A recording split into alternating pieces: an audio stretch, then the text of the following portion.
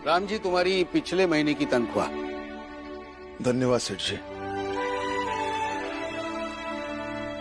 पुरंजन, यहाँ आओ।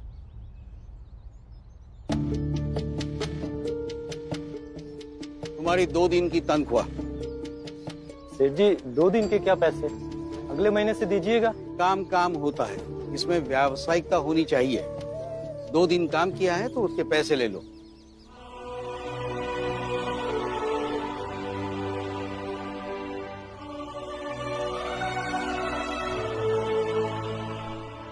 चोपड़ा ले लो।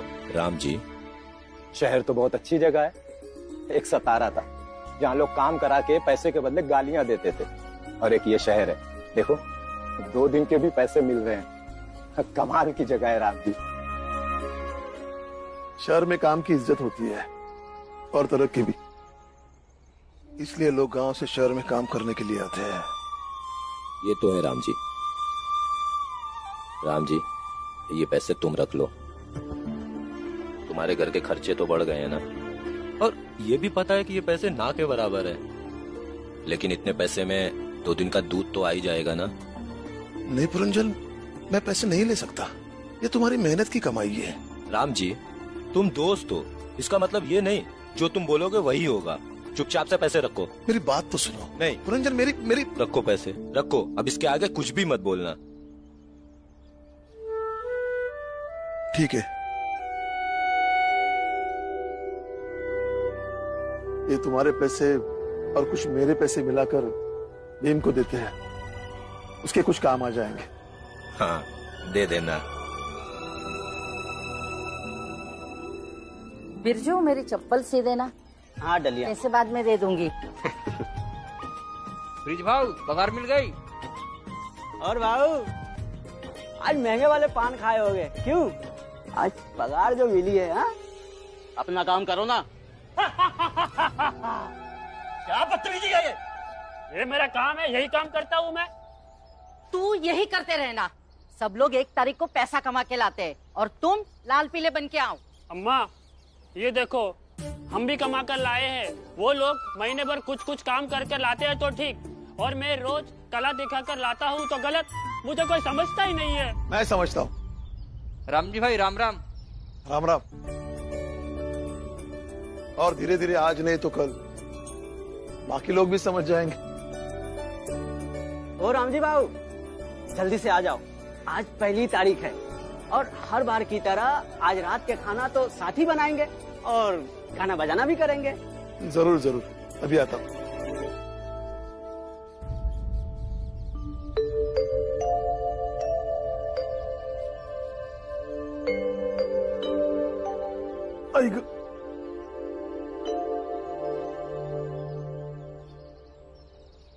लीजिए।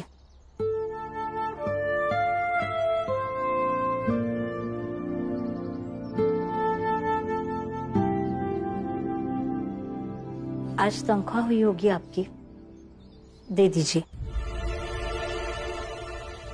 ऐसे क्या देख रहे हैं? आज से घर खर्चा मैं अपने हिसाब से चलाऊंगी। इसलिए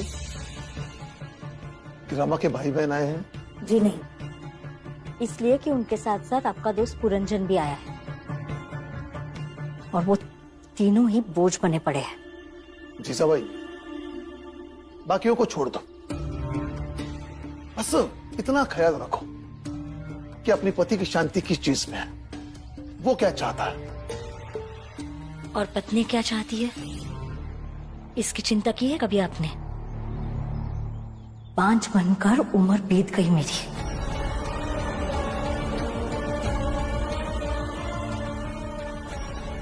लेकिन ना तो इस पर कभी लड़ी हूं और ना ही लड़ूंगी। जैसे बाकी की औरतें अपना घर खर्चा चलाती हैं, मैं भी चलाना चाहती हूँ। दे दीजिए।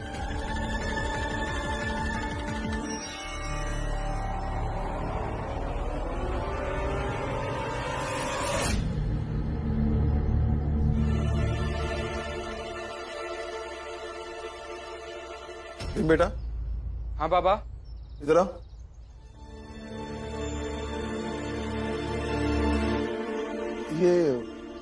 तुम्हारे ट्राम के महीने के पास कितने में आता है?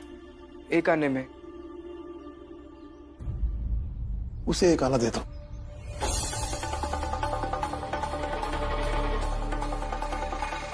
और इस महीने कॉपी किताब कुछ खरीदने हैं? अभी तो खरीदी थी।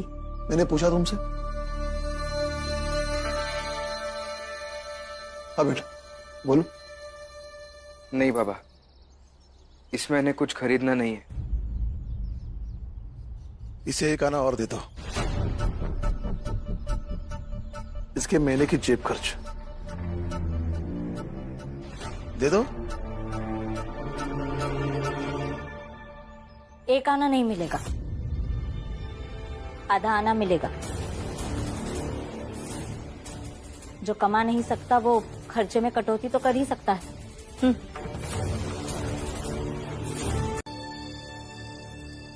देखिए, आप इस चाल के मालिक हैं। हम इतने सालों से यहाँ रहते आए हैं, आपको कभी शिकायत नहीं मिली होगी। हम सब लोग किराया समय पर देते हैं और इस चाल में छूने और ना छूने की कोई बात ही नहीं। यहाँ सब जाति के लोग साथ साथ में रहते हैं, किसी को कोई दिक्कत नहीं है।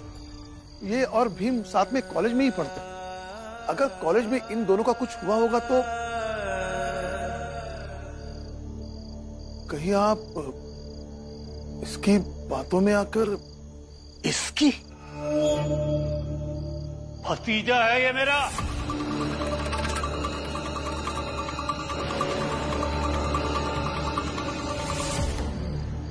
अब बात जातिगत नहीं रही, व्यक्तिगत हो गई है। तुम्हारा बेटा मेरे भतीजे को अकड़ दिखाता है तो तुम लोगों को सही औकात तो दिखानी पड़ेगी ना। चलता हूं मैं, और खाली करने की तैयारी करो। जोशी जी रुकिए ना। मेरे और आपके झगड़े के कारण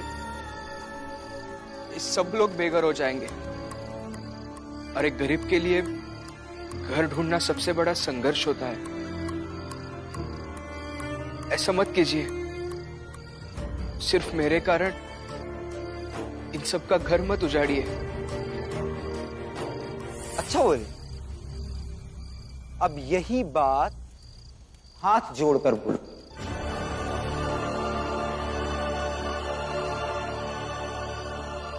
तब सोचूंगा।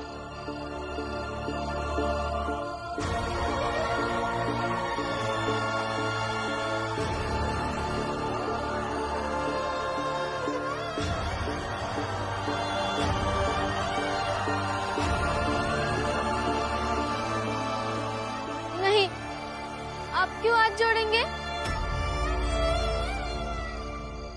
तुम चुप रहो। कॉलेज में झगड़ा कर सकता है तो यहाँ हाथ नहीं जोड़ सकता।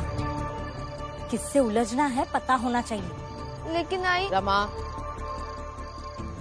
शांत रहो। लेकिन दीदी। रंजन शांत रहो, ये सबका सवाल है। चलें या बोलोगे?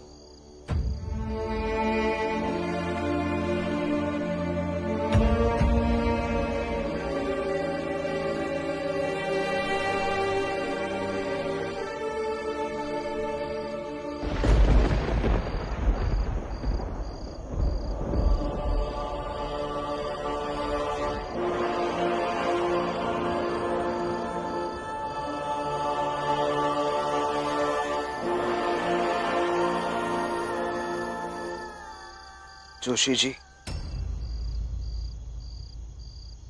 एक गरीब के लिए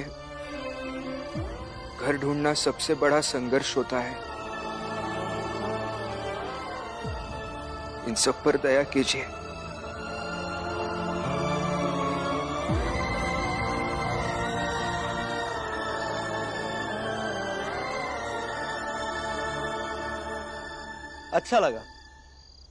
अच्छा लगा कि तुमने मेरे सामने हाथ जोड़े।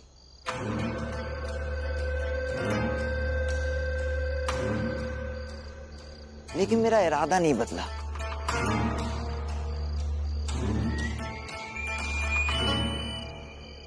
कल सुबह तक तुम में से कोई भी यहां दिखना नहीं चाहिए।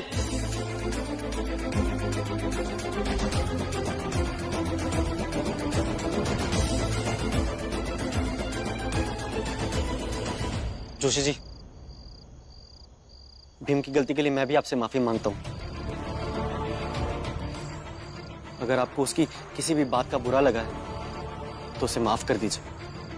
जब तक भीम का भाई आनंद जिंदा है ना, उसकी तरफ कोई आंख उठाकर नहीं देख सकता। ए, चुप। एक बात अपने दिमाग में डाल ले, भीमराव की बिरादरी का कोई भी व्यक्ति यहां मुझे नहीं दिखना चाहिए।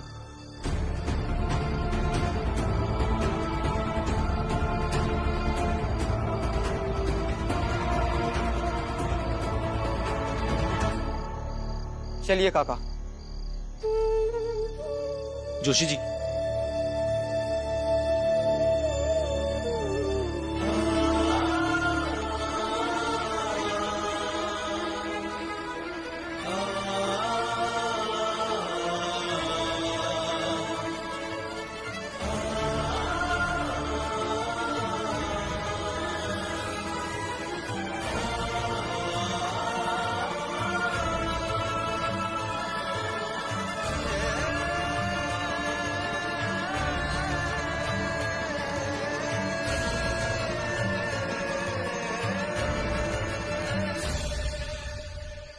क्या तब से बहस के पड़ी है आप? चुप बैठिए ना। अब एक भी बात भीमराव और उसके परिवार वालों के बारे में नहीं होगी। हाँ डलिया अम्मा, वो इसलिए क्योंकि कहीं कहीं अपने मालिक जोशी जी तक ये बात पहुंच गई कि हमारे मन में उस भीमराव और उसके परिवार वालों के लिए हमदर्दी है, तो हमसे भी ना चौल खाली करवा दे। हाँ, उन्हें तो कहा। हाँ तो निकाल दे हमें। निकालने के डर से क्या हम उन्हें और उनके एहसानों को भूल जाएं? बताओ, यहाँ कौन है ऐसा जिसकी राम जी, भीमराव और रमा ने कभी मदद ना की हो? और जब तुम बीमार हुए थे तब उसी राम जी और भीमराव ने लोगों से घूम घूम कर चंदा इकट्ठा किया था। ये देखो, लोगों ने तुम्हारे लिए दवा के पैसे दिए, अब अस्पताल जाकर इलाज करते, जल्दी ठीक हो जाओगे। अरे मैं तुम्हारे साथ हूँ, पूरी चाल तुम्हारे साथ है, सब ठीक हो जाएगा।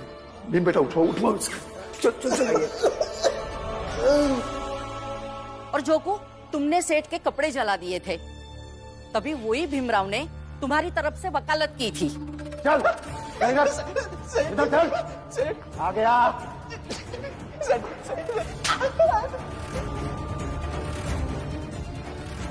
अब इसे कौन पहनेगा? तेरा बाप। अब इस कमीज का पूरा पैसा दे, पूरे 2 रुपया 12 आना, समझे? देखिए सेठ जी, इनसे गलती से जल गया होगा। ये काका गरीब है, इतने पैसे कहां से देंगे आपको? इन्हें माफ कर दीजिए ना। और भीमराव के समझाने बुझाने से तुम्हें कोई हर्जाना नहीं देना पड़ा था। और फुलिया, जब तेरा सर दर्द करता था तो वही रमा तुरंत आके तेरे सर की मालिश करती थी। वाह रमा, तुम्हारे हाथ में ना एकदम से जादू है। देखो, हाथ लगाते ही पूरा सर दर्द एकदम से छू मंतर हुई गवा। जुग जुग जिया। लेकिन वही तेरे लिए आज सरदर्द बन गई है फुलिया, और हम सब ने आज उसे अकेला छोड़ दिया, किसी को कोई तकलीफ नहीं। ए नटवर, अम्मा को समझाओ ना, जब लोग साथ रहते हैं तो एक दूसरे के लिए मदद करते ही हैं। अब हम भी गिनाने बैठ जाए तो बहुत कुछ गिनवा देंगे। एकदम सही कहा। अरे अम्मा, सच में बहुत हो चुका। अगर आपको आपके बेटे से प्यारे वो लोग हैं तो उन्हीं के साथ रहिए ना, मुझे कोई दिक्कत नहीं है। हम बिना अम्मा के रह लेंगे। तो तू अपने अम्मा के बिना रहने लायक हो ही गया है? तू चाह कर, तू नौटंकी करने के लायक ही है।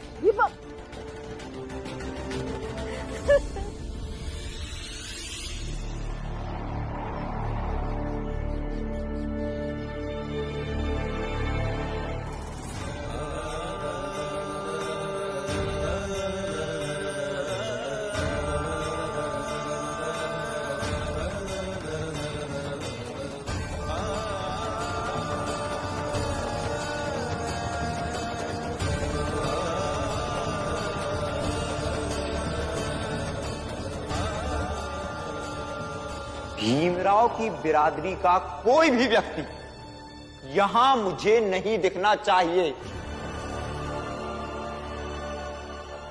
अगर तुम सब यहां रहना चाहते हो तो भीमराव और उसके परिवार को यहां से निकालो। करना क्या है ये बताओ। करना क्या है मालिक? या तो भीमराव अपने परिवार के साथ अपनी मर्जी से जाए या तो हम उसे निकाल दें।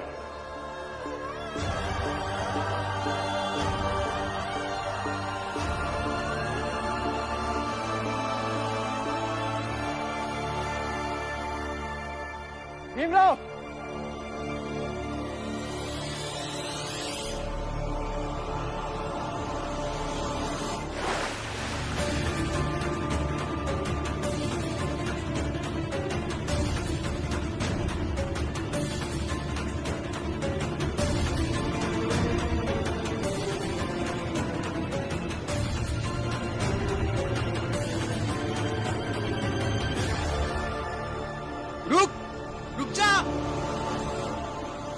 पीछे हट। अब हटो मेरे रास्ते से। हटो।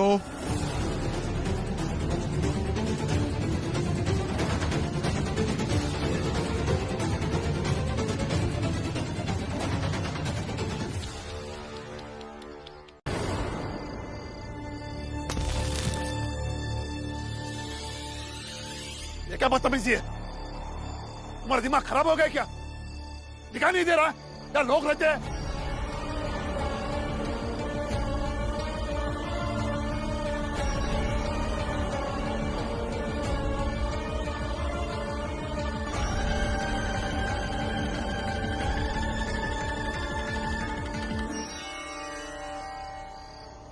लोग रह रहे होते तो थोड़ी ना यहाँ कचरा फेंकते, लेकिन वो क्या है ना कि कचरे को तुम लोगों के बीच अपनापन महसूस होता है। इसीलिए सड़क पर जहां जहां जाओगे कचरा वहीं फेंका जाएगा। और भीमराव, कहा था ना कि अब से तुम इस बंबई में जहां जाओगे तुमसे पहले मैं वहां पहुंचूंगा ताकि तुम्हें तुम्हारी औकात दिखा सकूं। तो भाव लोग, यही है कचरा फेंकने वाली जगह। फेंको।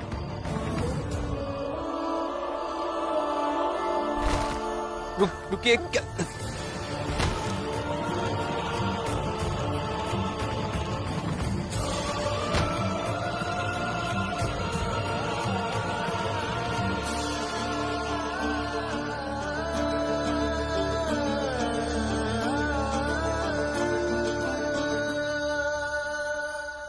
अब तो ऐसा लगता है ये सब रोज होने वाला है। ये लोग हमें ऐसे ही परेशान करेंगे।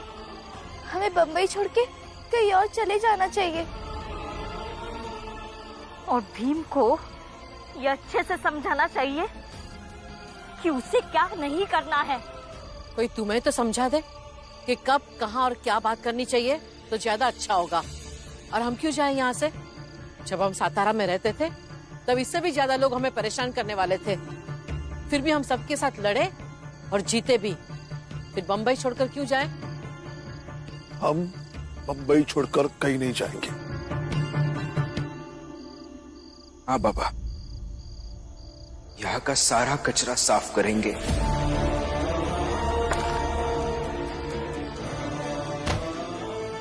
और हम यही रहेंगे।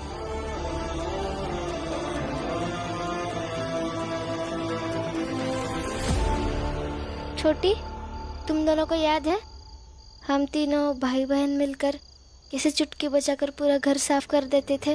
फिर इससे भी साफ करते हैं ना दीदी, चुटकी बजा के। आप रुकिए, आपकी तबीयत खराब है, हम कर लेंगे।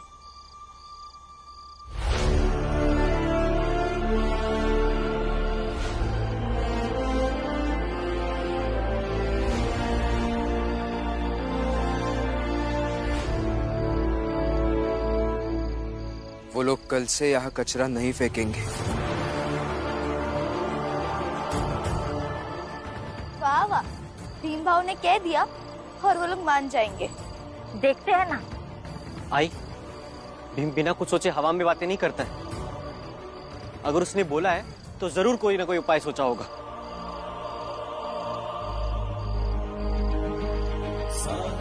आप कहाँ जा रहे हैं? बस अभी आया। जी बेटा।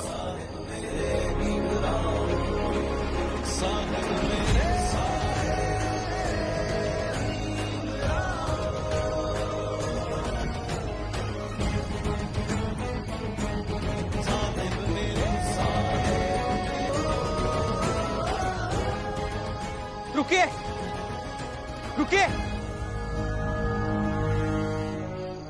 क्या है? चलिए,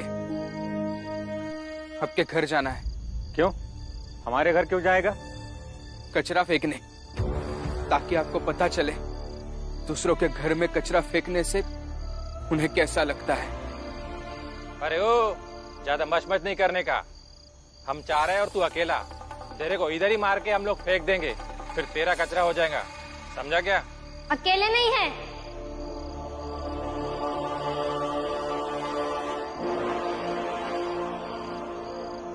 इनका परिवार भी है साथ में। चलिए ना, रुक क्यों गए? हम सब भी आपके पीछे पीछे आएंगे। चलिए। अरे तुम सब लोग पागल हो गए हो क्या? और यही बात हम भी थोड़ी देर पहले कह रहे थे आपसे। इसका मतलब यही होता है कि आप भी मानते हैं जो लोग दूसरों के घर में जाकर कचरा फेंकते हैं वो पागल होते हैं। तो ये पागलपन आप मत कीजिए और ना ही हमें करने पर मजबूर कीजिए।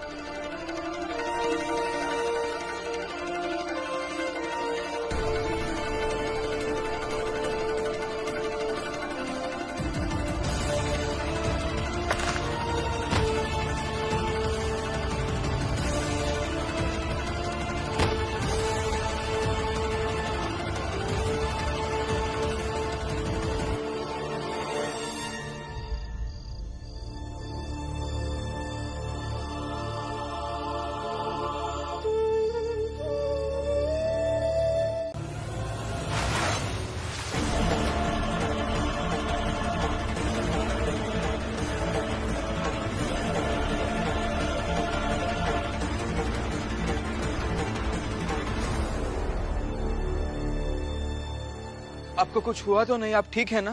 क्या सोचा तुमने? तुम इस तरह मेरे ऊपर पाउडर डालोगे और मैं नकाब उतार कर फेंक दूंगा और तुम मुझे पकड़ लोगे। लेकिन अब तुम देखना, आज तो मैंने सिर्फ पानी फेंका, कल कुछ और फेंकूंगा। नहीं, किसी को परेशान करके आज तक किसी को कुछ हासिल नहीं हुआ है।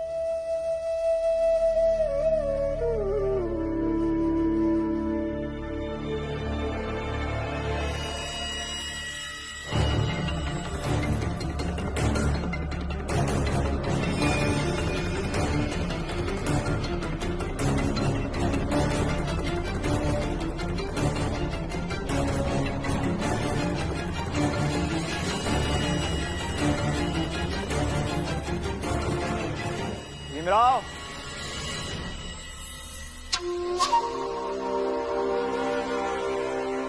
क्या फिर तो गीले हो गए? जाओ जाओ, प्रिंसिपल सर के ऑफिस में नाम जोशी गुरुजी हैं, जाओ उनसे उनका उपरना मांग कर पहन लो। अरे लेकिन हो सकता है कि आज नाम जोशी सर अपना उपरना ना लाए हो। अब छोटी जाति के लड़के को शिष्य बनाएंगे तो गुरुजी के कपड़े तो उतरेंगे ही ना। नहीं, आज उसकी जरूरत नहीं पड़ेगी।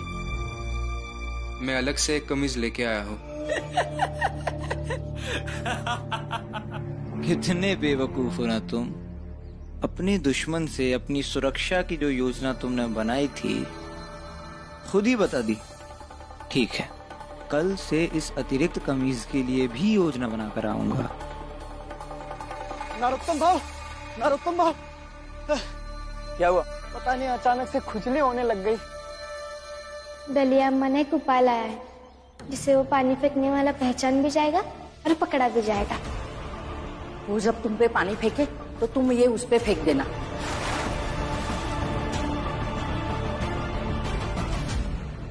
जहाँ खुजली हो रही है वहाँ गीली मिट्टी लगा लीजिए, अब ठीक हो जाओगे।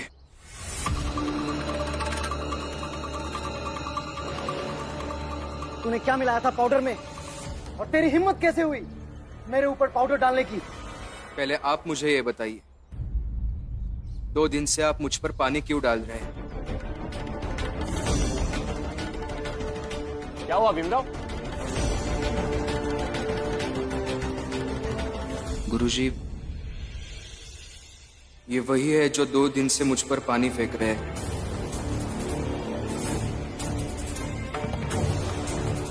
आज भी जब मैं कॉलेज आया तो इन्होंने वही किया, और अभी तो ये खुद से गुनाह भी कबूल कर रहे हैं।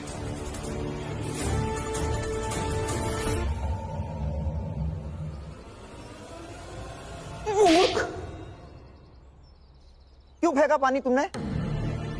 नरोत्तम जोशी, अपने आप को इतना तेज मत समझो। हम सब समझ रहे हैं कि पानी फेंकने के पीछे किसका हाथ है। कोई सबूत है आपके पास? बिना सबूत के ही आप उसे फांसी पे लटका दोगे क्या?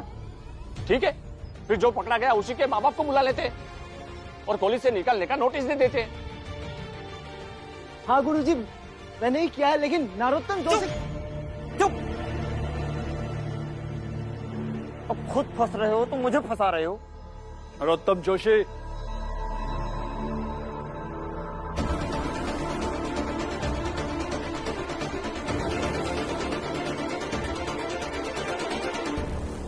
यहाँ बेवकूफ कोई नहीं है,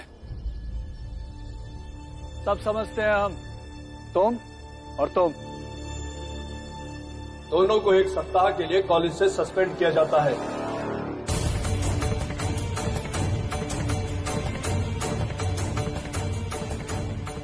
अभी सिर्फ 1 सप्ताह के लिए कर रहा हूं।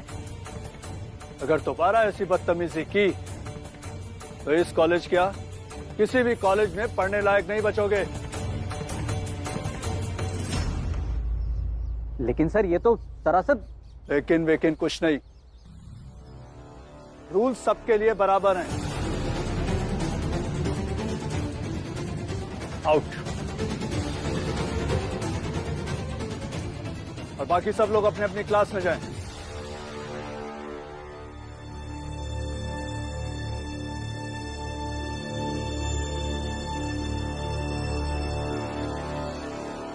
भीमराव,